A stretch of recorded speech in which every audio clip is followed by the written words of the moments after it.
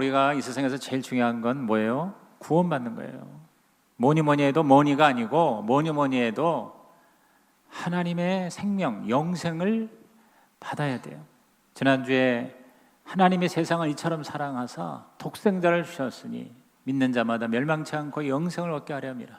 지금 1장부터 3장까지 계속 독생자 예수님이 이 땅에 오셔서 구세주가 되사 저와 여러분의 모든 죄를 다 사하시고 거듭나게 하시고 구원받게 하시고 영생을 누리게 하시는 줄로 믿는 것입니다. 이 구원받은 다음에 중요한 게 뭐예요? 바로 저와 여러분이 하나님 앞에 구원받은 듯하게 살고 거룩한 성화를 경험하며 더 나아가 하나님 앞에 설 때에 간신히 구원받는 부끄러운 구원이 아니라 상급을 받는 거예요. 상급. 구원은 선물이고 그 다음에 저와 여러분이 주님에서 사는 건 상급이에요. 우리는 선물로만 구원받을 뿐만 아니라 상급도 받는 하나님의 사람이 되기를 주의 이름으로 축원합니다. 그런데 상급을 받는 가장 좋은 길은 뭐냐? 하나님의 사역자가 되는 거예요. 오늘 저와 여러분이요 사역자 하면은 아이고 뭐 신학교 나와서 안수받은 목사님이나 선교사님이 할 일이지 그게 아니에요. 우리 가정교회가 좋은 게 뭐냐면요 우리 평신도들이 신학교를 가지 않아도 사역자가 될 수 있다는 거예요. 그래서 사역이라는 말이 굉장히 중요한 테마입니다. 여러분께서 가정의 작은 교회를 섬기는 평신도 목회자가 될 수 있어요. 물론 뭐 목자 목녀만이 사역자는 아닙니다. 모원이 같이 동역하고 또 교회에서도 여러 부서에서 여러분이 봉사하는 사역이 다 하나님의 주신 사명일 수가 있어요. 그래서 저와 여러분은 그냥 교회만 왔다 갔다 하고 은혜만 받는 게 아니라 복 중에 복은 쓰임받는 복인 걸 깨달았으면 좋겠어요. 복에는 받는 복이 있습니다. 그러나 그것보다 더 좋은 복은 누리는 복입니다. 누리는 복보다 더 좋은 복이 뭔지 아세요? 베풀고 섬기고 하나님께 쓰임받는 복이에요. 여러분 하나님께 쓰임받는 복이 되길 바랍니다. 그러면 우리가 어떻게 하나님께 쓰임을 받는 좋은 사역자가 될 수 있을 것인가? 오늘 세례 요한을 통해서 우리는 정말 좋은 사역자가 되는 길이 뭔가를 너무 확실하게 알 수 있어요. 여러분 세례 요한은 자기가 그 당시에 대단한 인물이었는데 예수님을 소개하고 난 다음에 예수님이 더 인기가 상종가가 올라가는데도 불구하고 자신의 사역의 그 정도를 조금 더 흐트럼 없이 걸어가는 모습을 우리에게 보여주었어요. 그래서 저는 오늘 정말 이 세례 요한처럼 저와 여러분도 하나님 앞에 뭐 크든 작든 멋진 사역자가 되기를 주의 이름으로 축원합니다. 그러면 좋은 사역자, 세계 최고의 사역자, 이 세계 최고라니까 또 나하고는 별로 관계없어 그러지 마시고 세계 최고의 사역자라고 제가 한 이유는 예수님께서 세례 요한을 가리켜서 여자가 낳은 자 중에 가장 위대한 자다 이렇게 칭찬하셨거든요. 그래서 이름을 붙인 거고요. 우리 모두가 다 누구나 세례 요한처럼 사역자로서의 삶을 살아갈 수 있다는 것을 먼저 여러분께서 받아들이세요. 그러면 어떻게 해야 되냐? 첫째, 세례 요한처럼 우리는 하나님의 주권에 순종하는 것이 필요해요. 따라합시다. 하나님의 주권. 자, 22절 보시면 그 후에 예수께서 제자들과 유대 땅으로 가사 거기서 유하시며 침례를 베푸시더라 그랬어요.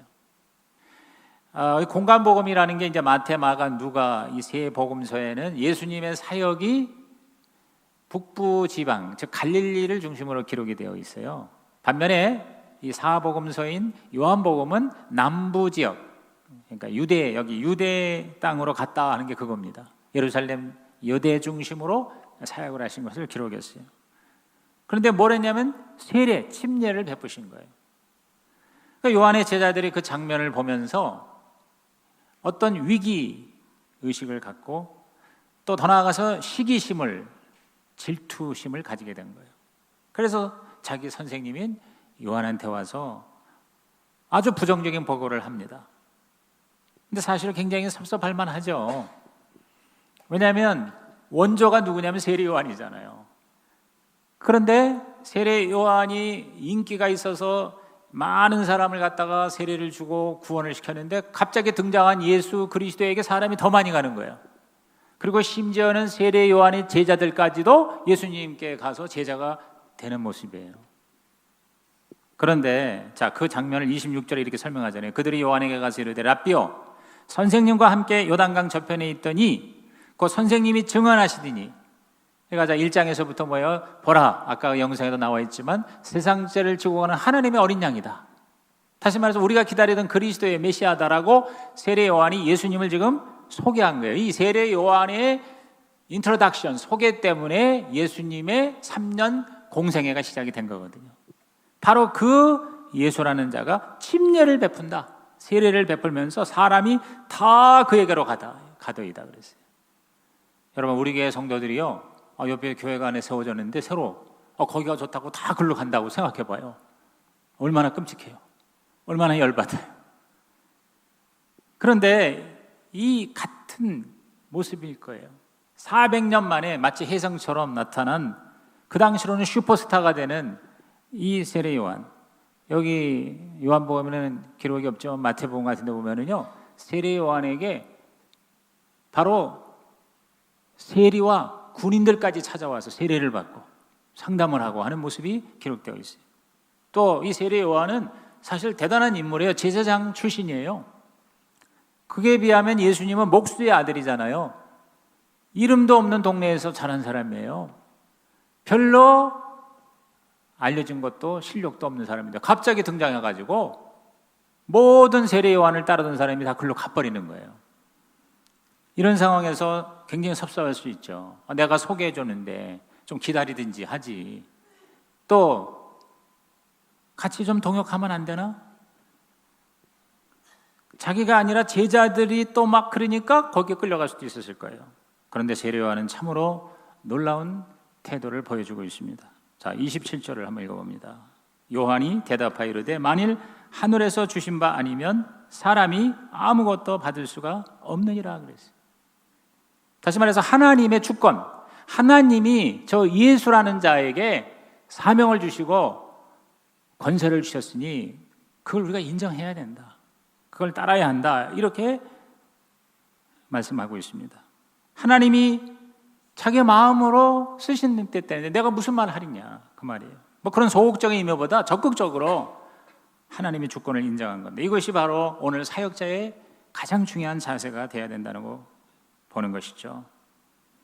사실 하나님이 쓰시는 사람 중에는 정말 모든 면에서 훌륭한 사람이 있는 것 같지만 그렇지 않은 경우가 참 많습니다. 제가 이제 옛날에 교회 성장연구소 소장하면서 한 10여 년 동안 수많은 교회를 다녀봤어요. 아마 한 1000개 이상의 교회를 제가 방문했을 것입니다.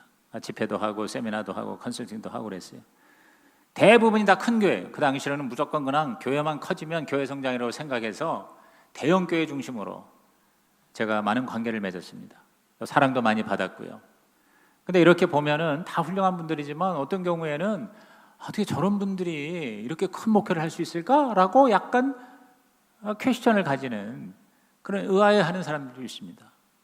가까이서 보면은 도대체 이렇게 말이 안 되는 사람일 수가 있어요. 인격적으로 참 문제가 있다는 사람도 있습니다. 또 그게 나타나지 않았지만 그런 사람이 사실 상당히 많이 있어요.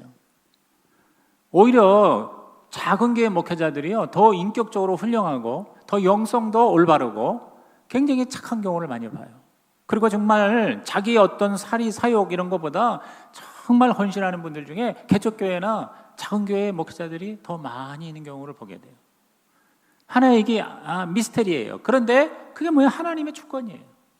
나중에 어떻게 될지 몰라요. 나중에 뭐 큰 일을 했다고 해서 하나님 앞에 나중에 상을 받을지, 아니면 정말 이름 없이 빚도 없이 한 사람이 나중에 더 큰 영광을 받을지, 사실 그거는 우리가 알 수가 없어요. 그건 하나님의 주권에 속한 거예요. 그거를 인정하자는 거예요. 오늘 저와 여러분께서 주님의 일을 한다 할 때 중요한 건 바로 하나님의 주권을 인정해야 돼요. 요한은 예수님의 그 신적 권세, 그 메시아 되심을 인정한 거예요. 모든 죄의 일권은 하나님이 주시는 권세가 위임이 됐기 때문에 하는 것입니다. 내가 잘나서 하는 게 아니에요. 내가 똑똑해서 하는 게 아니에요. 내가 한심하지만 하나님이 우리를 불러서 쓰시면 그 하나님이 주신 권세로 여러분 하나님께 영광이 될 줄로 믿는 것입니다. 여러분이 그러한 하나님의 사람이 되기를 주의 이름으로 축원합니다. 요한은 철저하게 자기의 위치를 벗어나지 않았습니다. 그 자리를 지켰어요. 그래서 자기가 밀리는 것 같지만 오히려 예수의 메시아 되심을 인정하고 높여드렸어요. 저는 이 세례 요한을 보면서 요나단이 생각이 납니다. 여러분, 다윗과 요나단은 정말 절친한 친구죠. 아시다시피 요나단은 왕자입니다.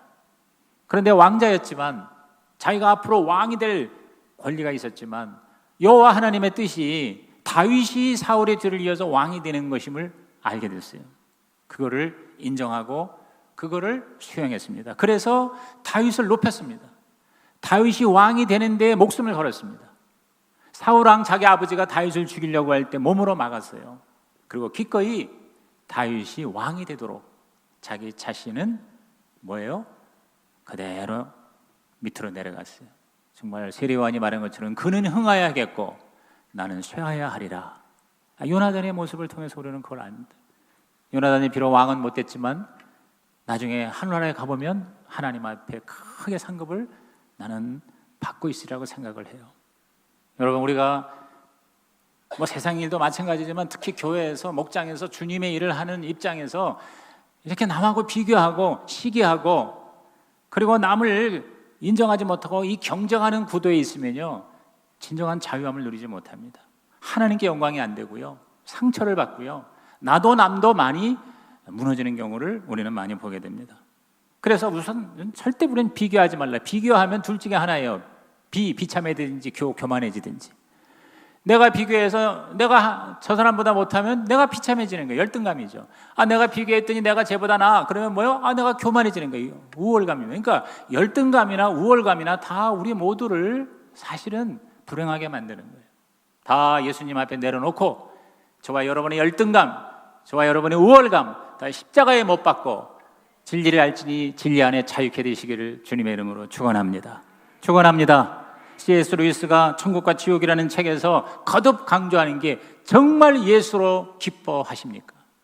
정말 예수로 만족하십니까? 우리 보통 그런 찬양을 부르죠. 주님 한 분만으로 만족합니다. 말은 그렇게 하지만 실제로 우리들이 현장에서 얼마나 여러분 자기 인정, 자기 자존심, 남하고 비교할 때 내가 무시당하는 거 이거 견디지 못하고 참지 못해서 서로 상처를 주고받고 싸우고 분열하고 그리고 참으로 보기 민망한 모습을 믿지 않은 사람에게까지 보이는 경우를 우리는 얼마나 많이 봅니까? 오늘 저와 여러분이 정말 하나님의 멋진 사역자가 되기를 주의 이름으로 축원합니다. 세례 요한처럼 되기를 주의 이름으로 축원합니다. 세례 요한은 자기가 마치 메시아가 된 것처럼 충분히 그럴 만한 여건이 되어 있음에도 불구하고 절대로 그렇게 자아도취하지 않았습니다. 철저하게 자신의 정체성, 자신의 사명, 자신의 그 위치와 길을 지키는 데에 최선을 다했다고 봅니다. 이른바 자기 분수를 알았어요. 오늘 저와 여러분은 자기 한계를 뛰어넘어야 하지만 동시에 자기 분수를 지킬 줄도 알아야 한다는 것입니다. 하나님은 저와 여러분께서 모든 한계를 뛰어넘기를 원하세요. 그러나 그렇다고 해서 하나님의 주권이라는 그 자기의 분수와 자기의 위치를 넘어서는 것은 하나님 원하지 않으신다는 것이죠. 28절에 뭐라고 했어요? 내가 말한 바 나는 그리스도가 아니요 그의 앞에 보내심을 받은 자라고 한 것을 증언할 자는 너희니라고 했어요. 막 와가지고 제자들이 흥분해가지고 말이요, 아니 우리 선생님 무시당하고 있어요. 이게 말이 됩니까? 라고 했을 때 여러분, 세례 요한은 잠잠해라. 나는 메시아가 아니다. 나는 메시아를 준비하는 자다.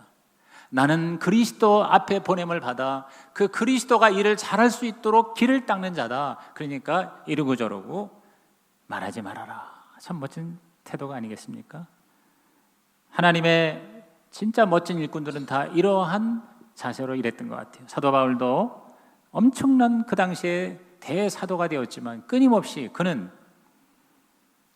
예수 그리스도의 신적 권세에 걸림돌이 되지 않도록 자기를 항상 조절하고 통제했습니다. 고린도전서 9장 27절에 내가 내 몸을 쳐 복종하게 함은 내가 남에게 전파한 후에 자신이 도리어 버림을 당할까 두려워함이로다 그랬어요.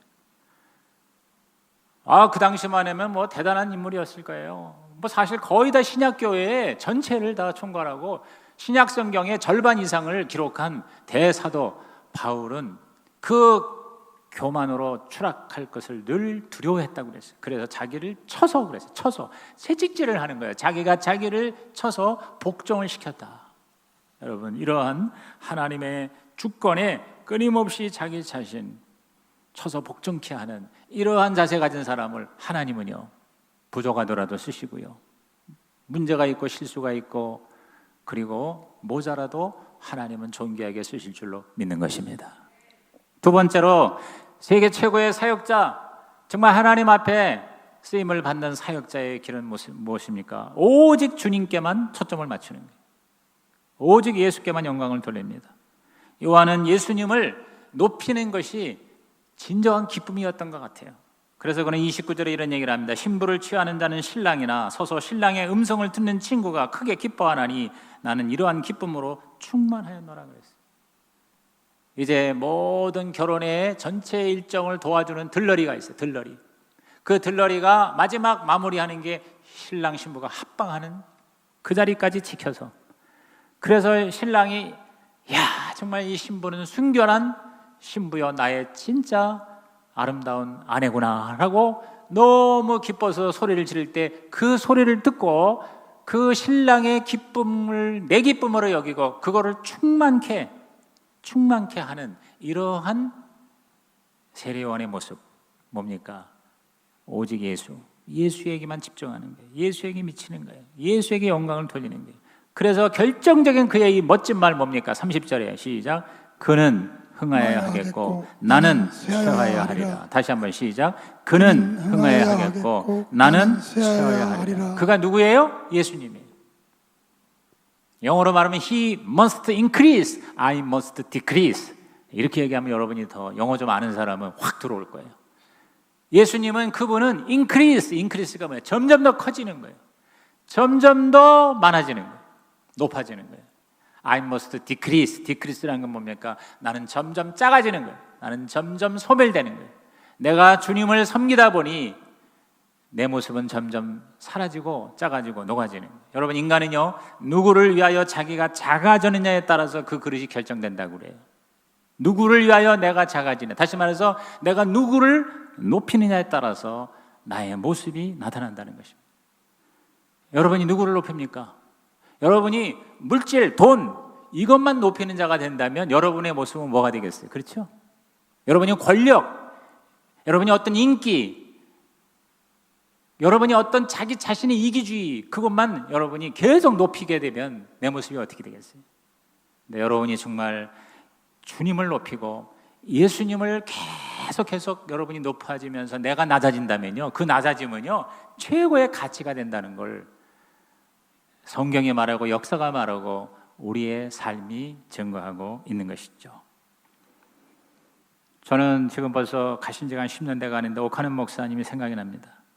옥 목사님이 그 교회 저에게 설계 기회를 줄 뿐만 아니라 개인적으로 많은 사랑을 주셨어요. 아주 맛있는 밥을 여러 차례 사주셨어요.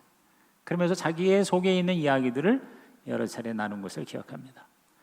근데 옥하는 목사님은 자기 인생의 최고의 기쁨과 행복은 다름이 아닙니다. 뭐 교회를 크게 하는 목회자가 됐다는 게 아니라 나 같은 죄인이, 나같이 지옥 갈 수밖에 없는 죄인이 구원을 받아서 복음의 사역자가 된 것, 이것이 나에게 가장 큰 기쁨이고 행복입니다. 그랬어요.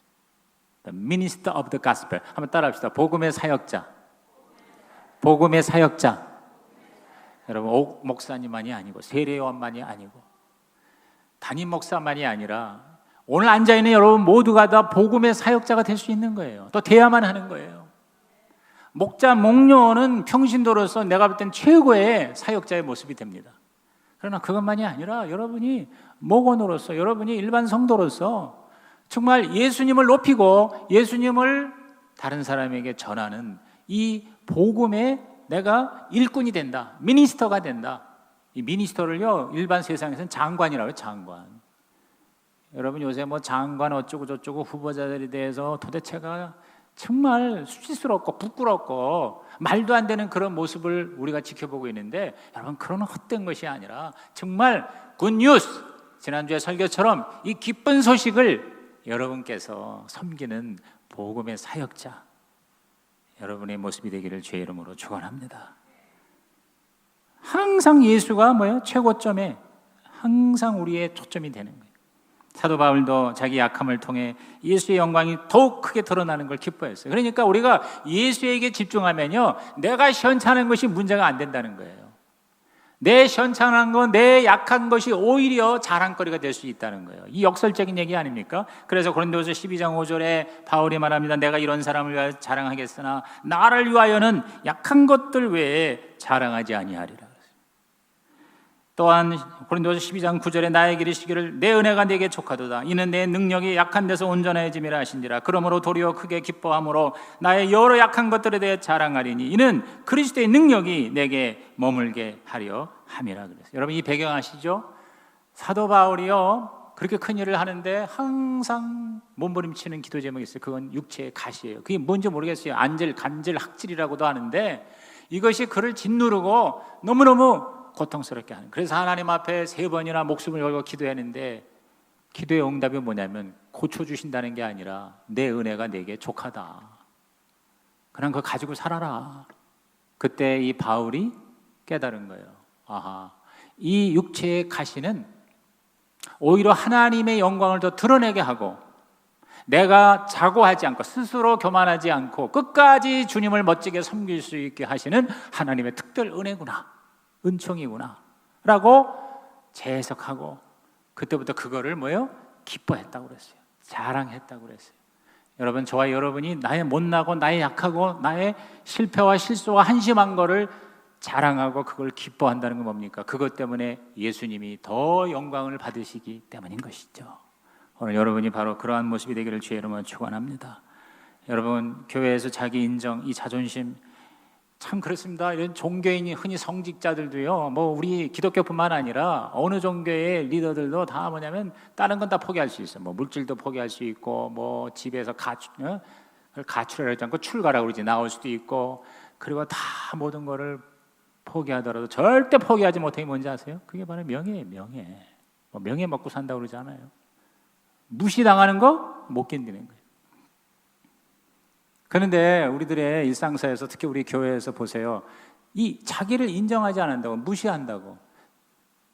그래서 시험에 들고 시험을 주고 그것 때문에 비난, 비평, 불평하고 그리고 서로 분열하고 싸우는 경우 얼마나 많아요. 정말 교회를 위해서, 주님을 위해서 뭐 법정소송까지 합니까? 다 자기들의 그 자존심이에요.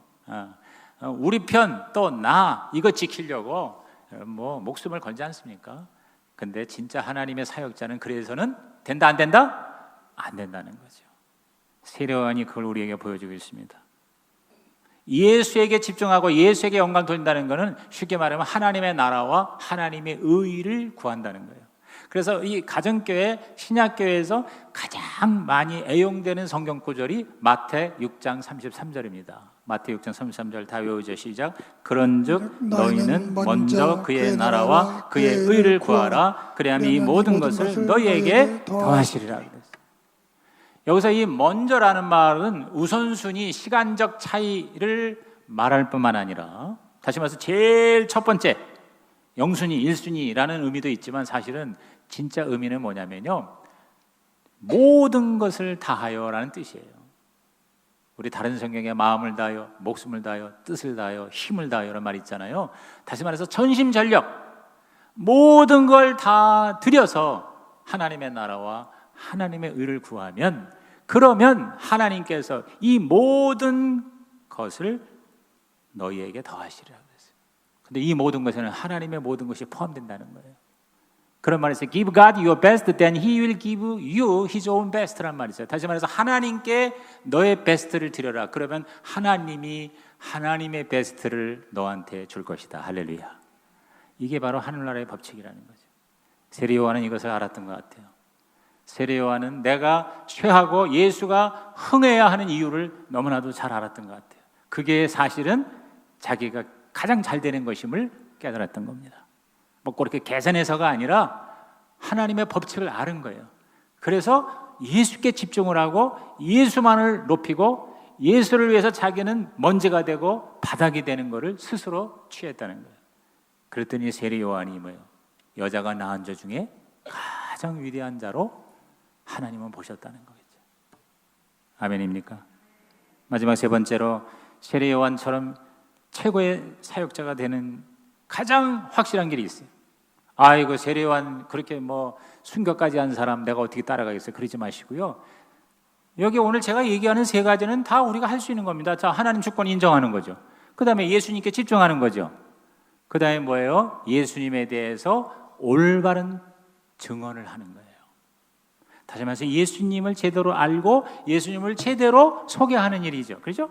예수님을 증거하는 거예요. 자, 31절에 세례요한은 예수님을 정확하게 알았어요. 뭐라고 했어요? 위로부터 오시는 이라고 했어요. 만물 위에 계시고 땅에서 난 이, 자기는 땅에서 난 거예요. 땅에 속하여 땅에 속한 것을 말하느니라. 하늘로부터 오시는 이는 만물 위에 계시나니 그랬어요. 자, 예수님을 가리켜서 위로부터 오시는 이요 하늘로부터 오시는 이다 그랬어요. 세례요한은 여자가 낳은 중에 가장 위대한 자지만 결국 뭐예요? 땅에서 태어난 자예요. 비교가 안 되는 거예요. 세례요한은 이것을 알았던 것 같아요. 예수님은 이 땅에 와서 공부해가지고 가르치는 게 아니잖아요. 예수님은 하늘에 있는 걸 보고, 아니 보는 정도가 아니지 그냥 하늘 그 자체가 우리 가운데 내려오셨잖아요.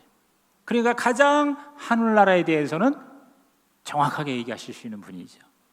그거를 세례요한은 정확하게 예수님에 대한 증거를 한 거예요. 32절에 그가 친히 보고 들은 것을 증언하되 그의 증언을 받는 자가 없도다. 오히려 이걸 안타깝게 생각한 거예요.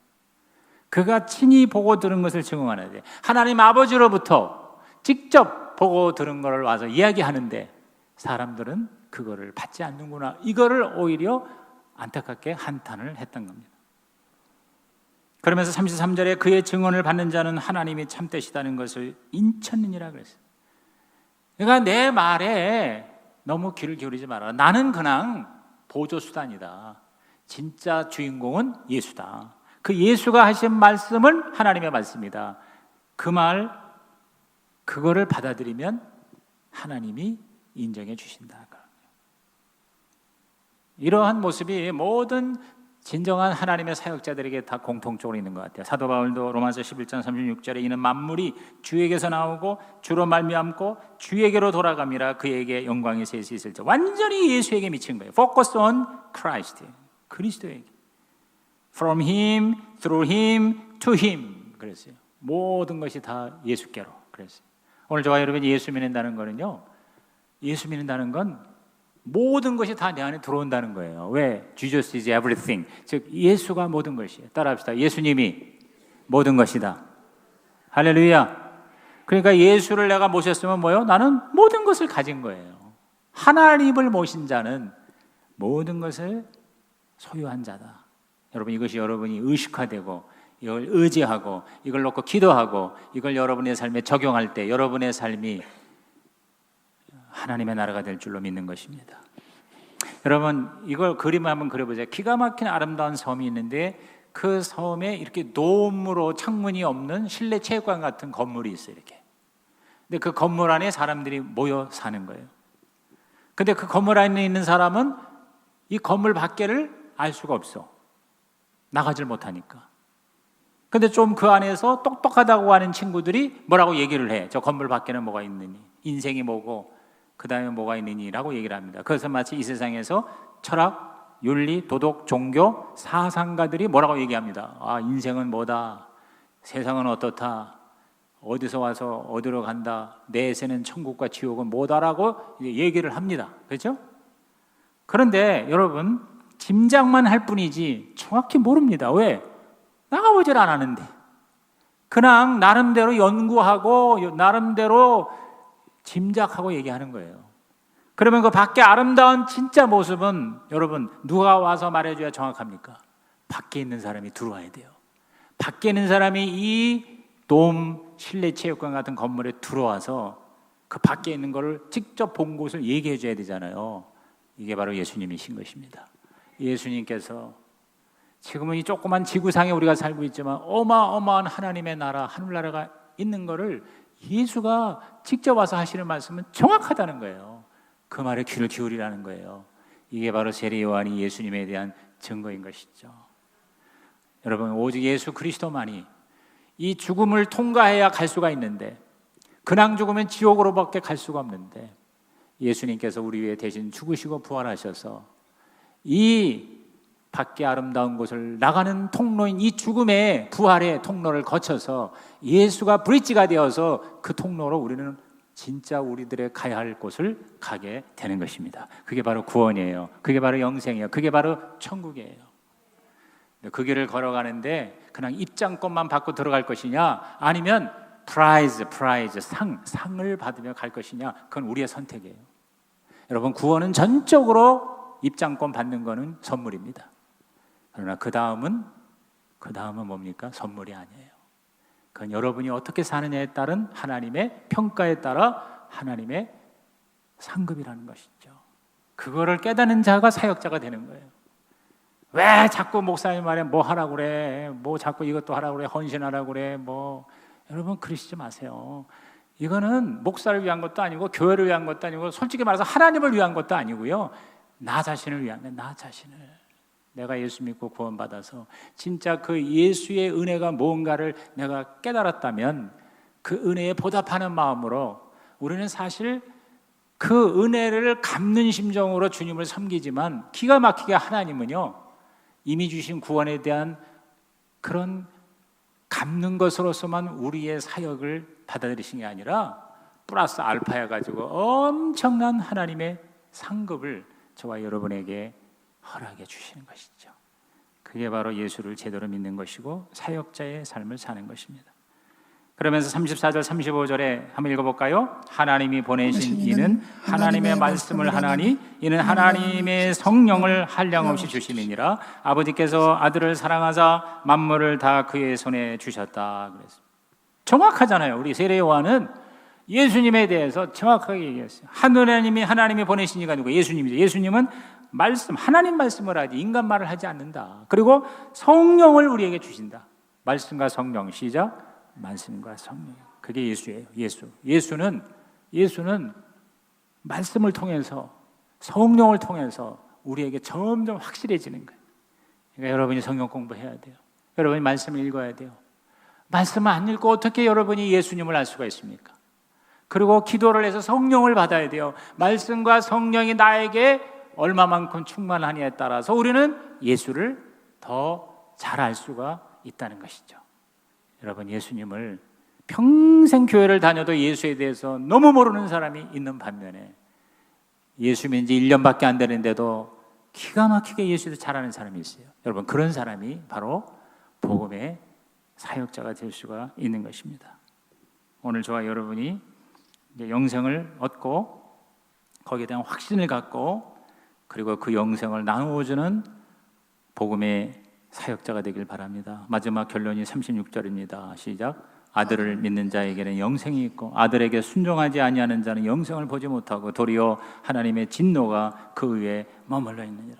그러니까 이 사도 요한이, 요한복음을 기록한 사도 요한이 세례 요한의 이 예수님에 대한 증언을 보고 예수님의 정확한 가치를 아는 거예요.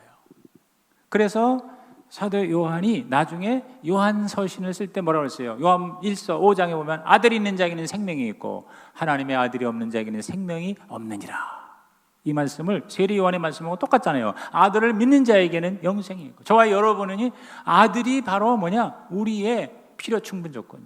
서울대학교에 들어가려면 실력이 있으면 돼요. 키가 크거나 돈이 많거나 얼굴이 잘생겼거나 아무 소용이 없어. 실력이 있으면 서울대학교 가고 실력이 없으면 서울대학교 못 가. 똑같이 천국에 가는 거는 저와 여러분이 똑똑하고 잘나고 착하게 살아서가 아니라, 따라합시다. 아들이 있는